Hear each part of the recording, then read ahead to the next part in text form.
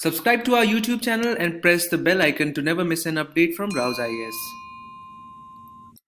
Hello and welcome to Daily News Simplified, an answer to what, why, and how of newspaper analysis from the perspective of UPSC examination.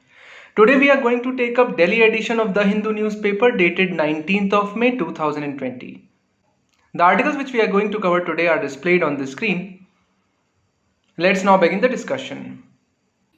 We are very proud to announce RAU'S hybrid online program to prepare for Civil Services Examination 2021. The program is designed in such a manner that it will ensure same quality content at your home as we deliver here at our campuses. It also gives you the flexibility to join our campuses as and when you are ready to join the physical class program at our learning centers. Our GSI hybrid course has been designed to provide 360-degree guidance. First, our teaching covers everything from basics to advanced, and given the dynamic nature of the exam, we focus on both static as well as current affairs.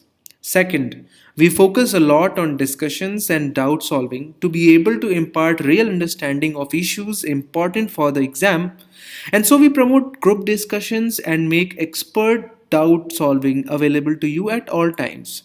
Third, testing is another key requirement to crack the exam. The course gives you ample practice through class tests and UPSC level test series.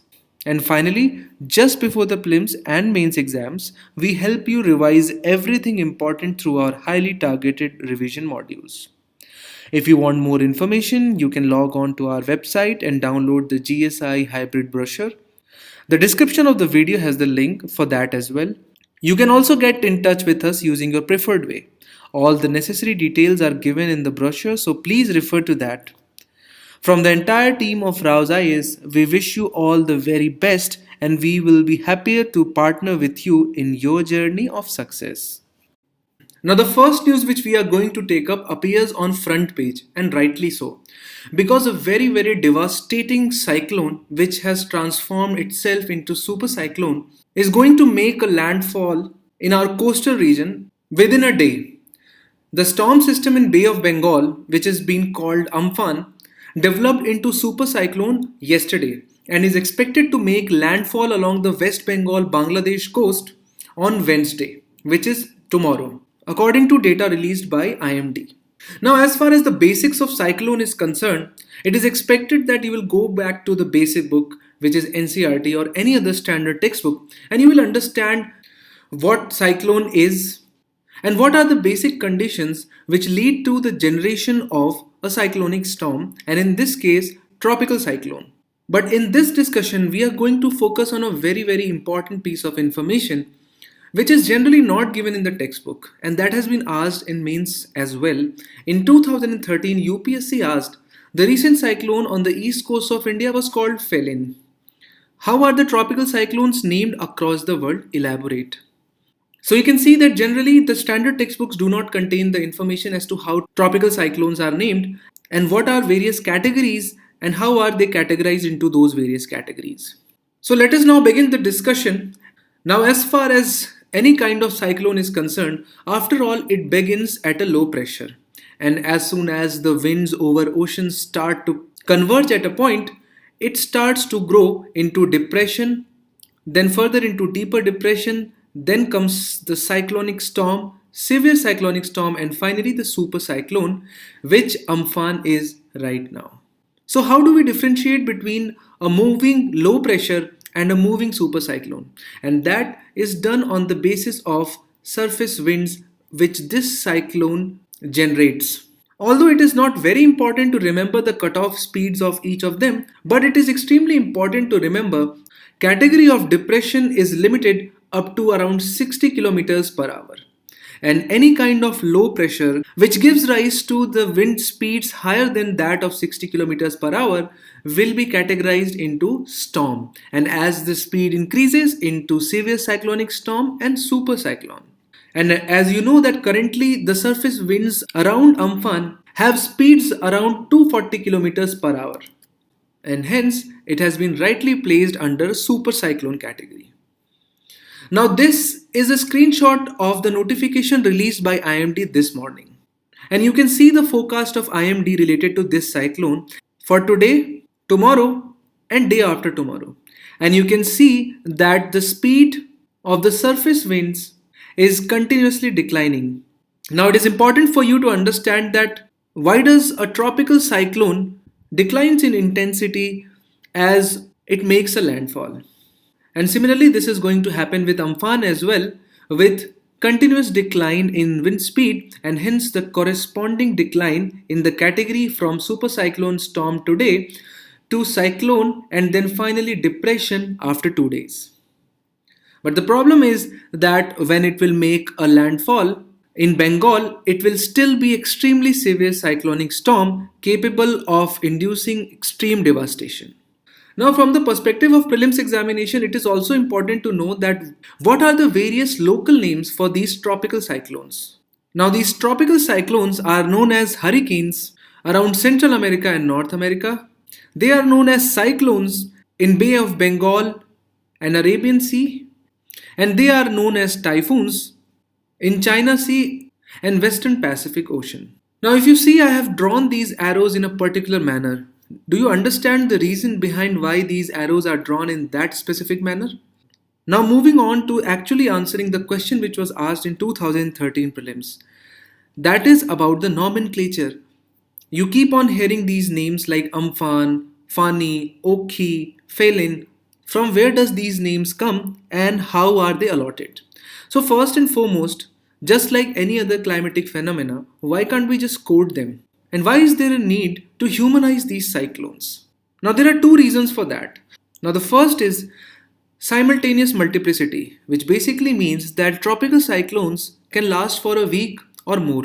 Therefore, there can be more than one cyclone at a time, and hence weather forecasters give each tropical cyclone a name to avoid confusion. Similarly, adopting names of cyclones makes it easier for people to remember, as opposed to numbers and other technical researchers' terms, which will make it extremely difficult for the common people to connect to these climatic phenomena. And naming them makes it easier for the scientific community like IMD to create awareness among general public and disseminate warning signals. Now to the main question is how are they named? From where did Amphan come?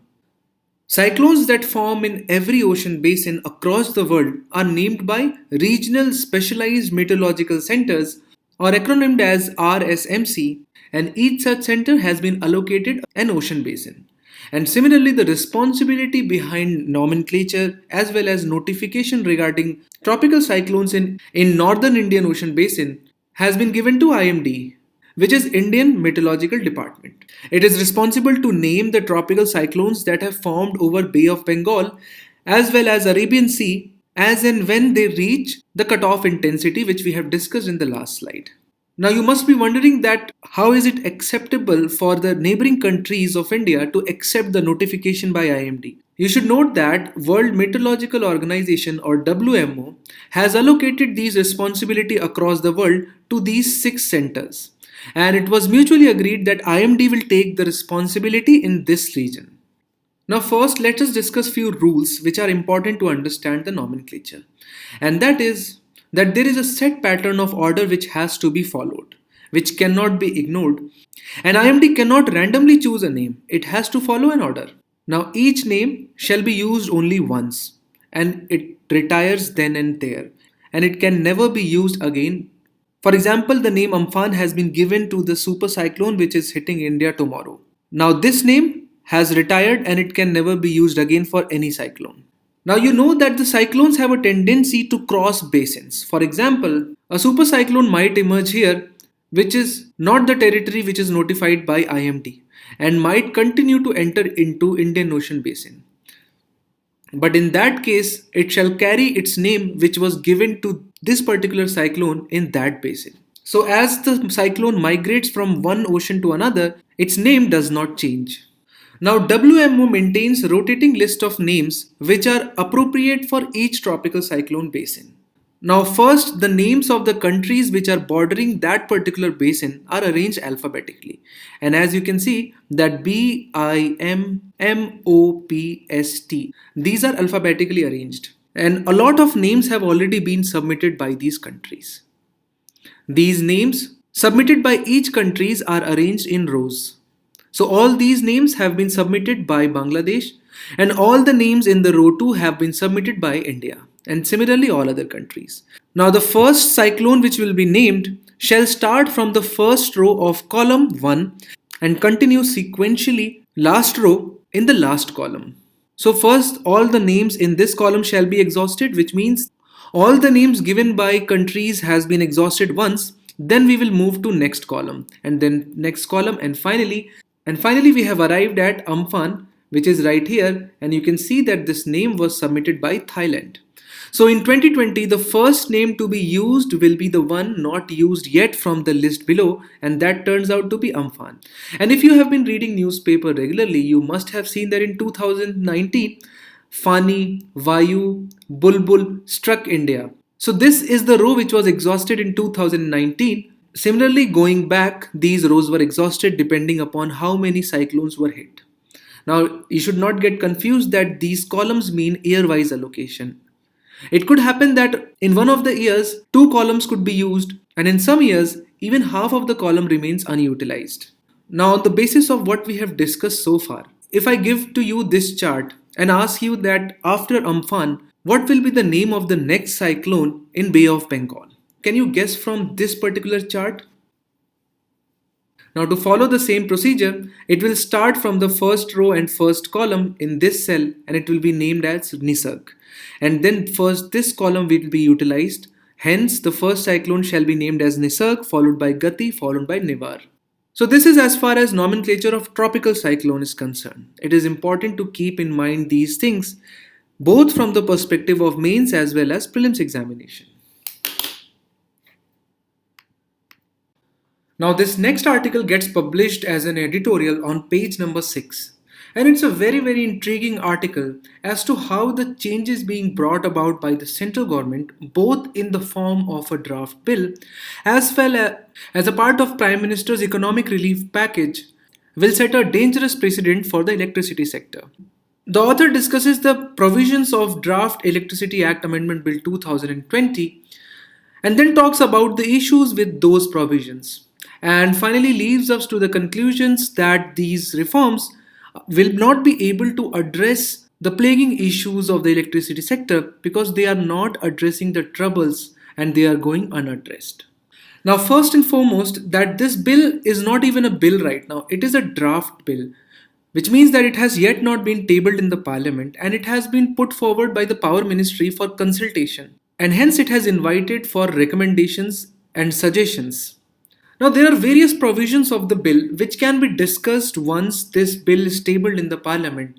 But before that, few of the issues which according to the author are most perplexing is the emphasis on cost reflective tariff and subsidy through DBT only, appointment of state regulators by a central selection committee, and constitution of Electricity Contract Enforcement Authority.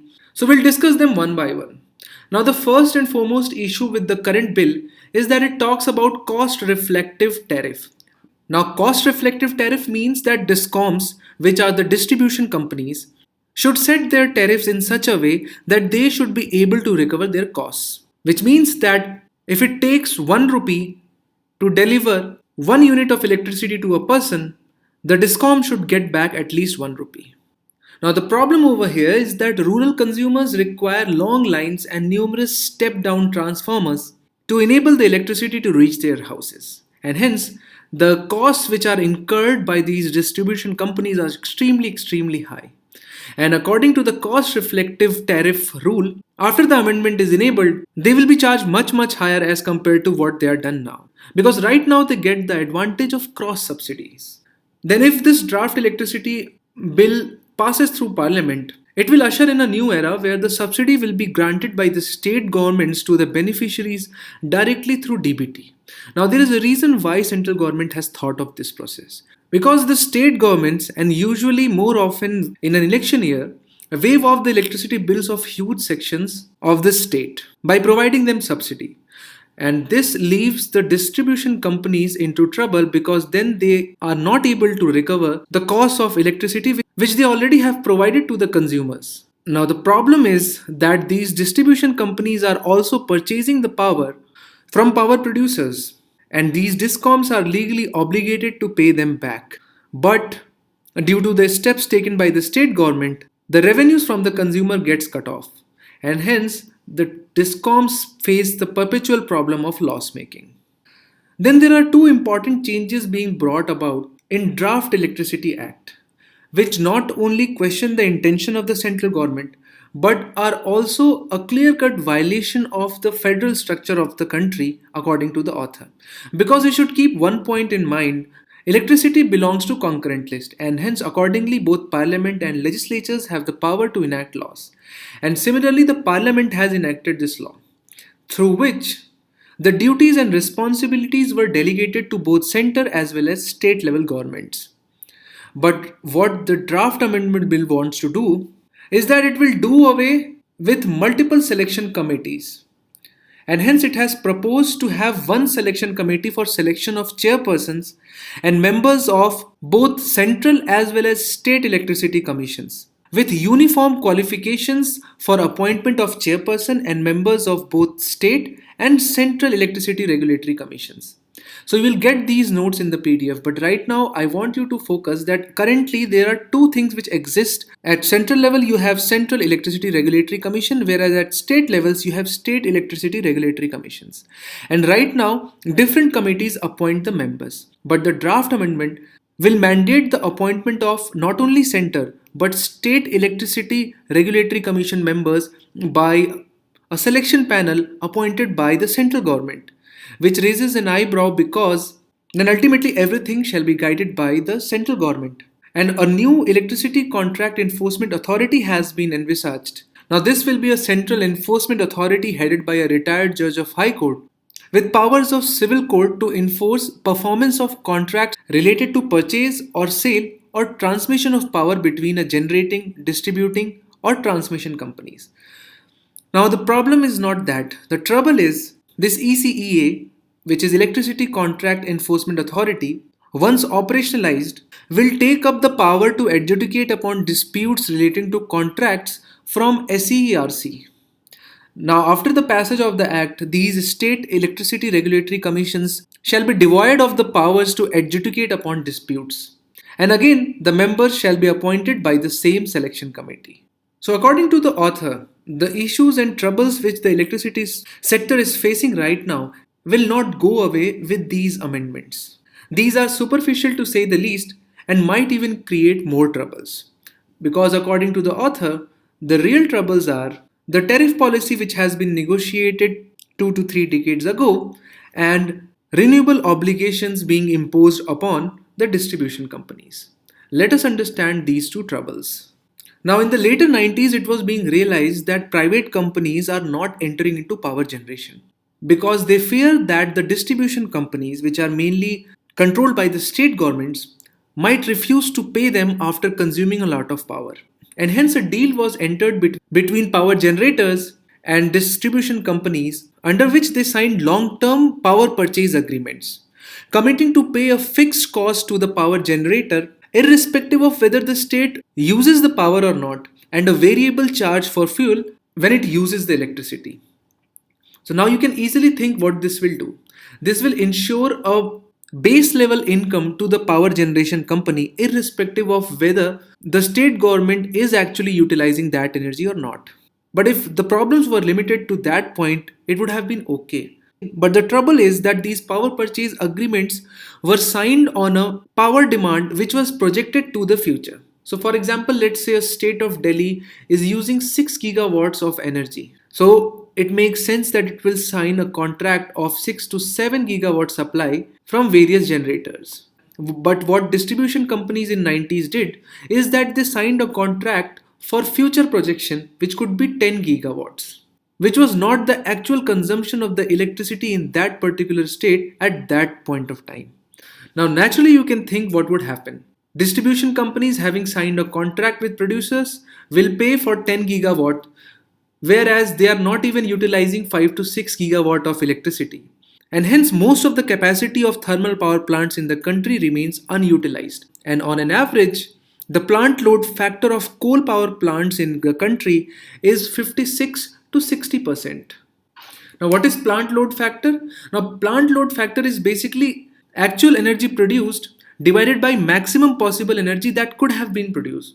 So, for example, if a power plant could have produced 10 gigawatt of energy, but it kept on producing only 5 gigawatt, and this factor devoid the distribution companies of profits. Then in the later 2000 came the push for the climate action, and hence the emphasis on purchasing electricity generated from renewable resources like wind and solar. Now you might be aware that it has been made mandatory for distribution companies to purchase electricity from renewable energy resources. Now you can understand that demand of electricity is not increasing, and earlier that demand was being met through thermal generation, which was again running at 50 to 60% of plant load factor. But then, since government mandated that a minimum level of electricity has to be routed from solar and wind, this led to further decline of plant load factor of thermal power plants. And the main problem is not that. The main problem is that main renewable energy resource so far is solar, through which the electricity can be generated only during the daytime. But power demand peaks after the sunset. Now, in the absence of any storage capacity, every megawatt of renewable power consumed during the day needs to be balanced by at least twice extra generating capacity during the night time. Now, this is very easy to understand because you are mandated by the agreement to purchase solar energy. So, you reduce the supply from the thermal during the day to accommodate for solar power plants. But as soon as the sun set, the supply from the solar plant ended, and hence you not only have to compensate for that lost solar supply, but you also have to meet the peak demand, which is usually after the sunset. This creates extra troubles for the power plants as they have to increase and decrease their production twice a day. And then finally, according to the author, the maximum benefit of the target which India has set, that is 175 gigawatt renewable energy target by 2022, the maximum benefit has been reaped by China because most of the solar panels as well as wind turbines have been imported from China, and hence the benefit has accrued to it. So, according to the author, these two issues have not been addressed even after the amendment of Draft Electricity Bill 2020. It remains to be seen that how government is going to take these recommendations because after all it is right now a draft and has not been tabled in Lok Sabha, and hence it is liable to a significant change in legislation. Now this article appears as an editorial on page number 6, a matter of relief. It is a set of a summary of overall broad framework followed by the government of India in bringing out these 5 tranches of reforms which were announced by Prime Minister. And these 5 sets of reforms have been discussed in our DNS in 5 successive days. Starting with 14th of May 2020, the first announcement was discussed by Nagendra sir, in which he discussed economic packages for MSMEs in detail, laying out the broader framework which dealt with collateral-free automatic loans, subordinate debt for stressed SMEs, equity infusion through MSME fund of funds, changes to MSME definitions, preference to MSMEs for government tenders, and financial support to the NBFCs.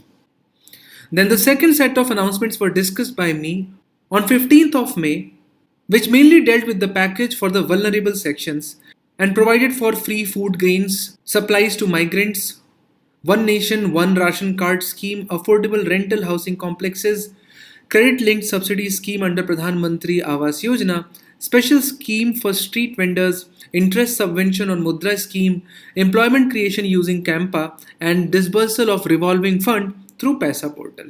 Then third tranche of relief package was discussed in DNS dated 16th of May 2020 by Mangal sir, in which he discussed the steps taken by the government mainly dealing with the agricultural sector. For example, Agri Infrastructure Fund for farm gate infrastructure for farmers, formalization of micro food industries, Pradhan Mantri Matsya Sampada Yojana, 100% vaccination under National Animal Disease Control Program, and a new scheme from top to total, for which 500 crore has been allocated.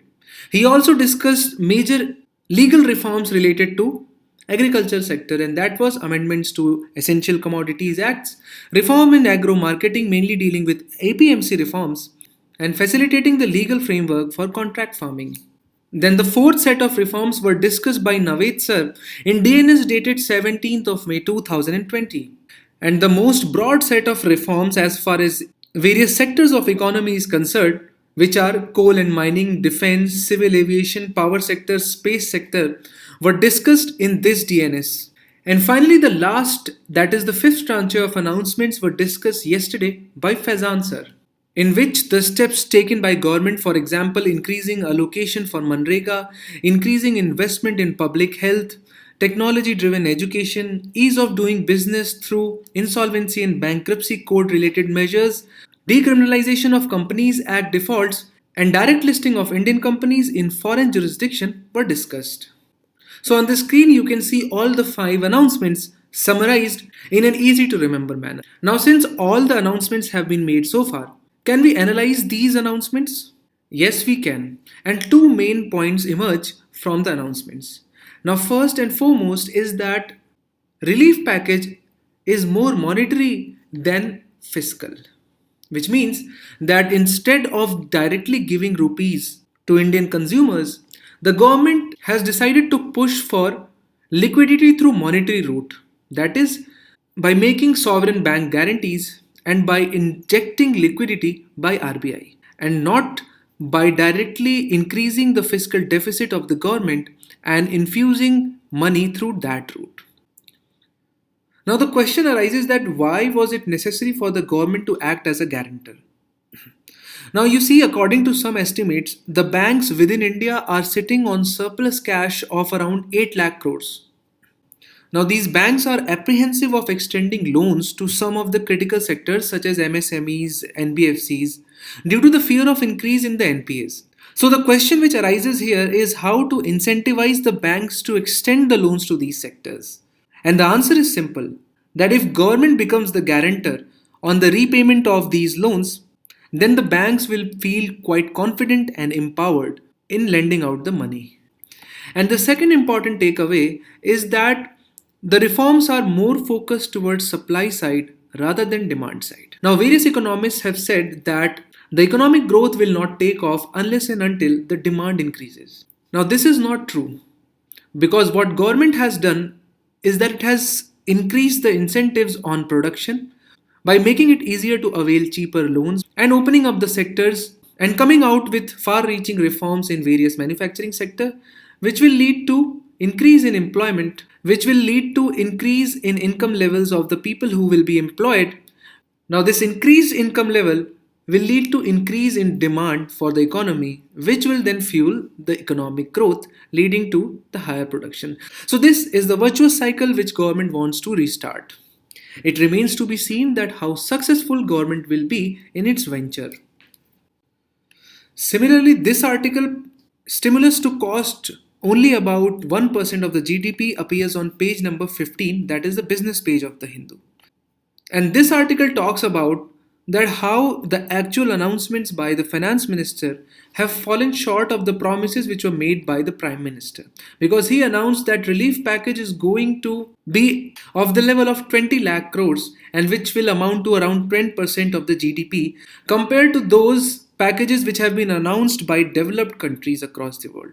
Now various economic firms as well as brokerages have done their math, and according to them, if all the announcements and the costs incurred are added on, it amounts to around 1% of the GDP.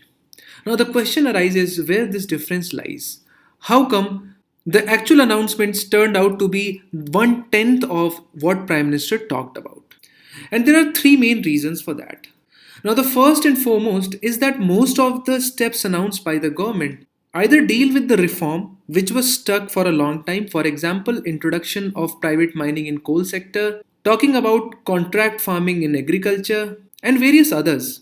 So most of these reforms are legislative in nature, which will result into higher economic growth in future.